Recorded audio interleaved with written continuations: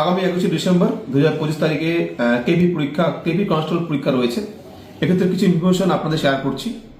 প্রথমত, এবার এই পরীক্ষায় টোটাল সিট রয়েছে 3,969টি এবং total candidate total applicant 7,24,000 something. এর মধ্যে মেল রয়েছে 5,47,000 সামথিং এবং ফিমেল রয়েছে 1,76,000 সামথিং। তো বুঝতে পারছেন কম্পিটিশনটা পরীক্ষার্থীটা অনেকটাই বেশি। যেটা বিষয়টা হচ্ছে, আধার কার্ড ছাড়া আপনার কিন্তু পরীক্ষা হলে ঢুকে দেওয়া হবে না। আধার কার্ড কম্পালসারি, শুধুমাত্র আধার কার্ড, অন্য কোনো কার্ড আপনাদের গ্রহণযোগ্য হবে না।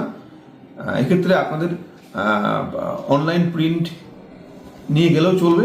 যদি কেউ আধার কার্ড হারিয়ে যায় তাহলে থানায় গিয়ে জিডি করবে, সেই জিডি রেফারেন্স তার সঙ্গে হচ্ছে যে কোনো একটা আইডি প্রুফ সঙ্গে নিয়ে যাবে। আর এবার এই পরীক্ষায় ডিজিটাল অ্যাটেন্ডেন্সটা হচ্ছে না, শুধু পুলিশ সার্চিং করবে। তার সঙ্গে আপনাদের কার্ডের সঙ্গে অ্যাডমিটের সঙ্গে সেখানে মিলিয়ে দেখা হবে সেটা আপনারা আছেন কিনা।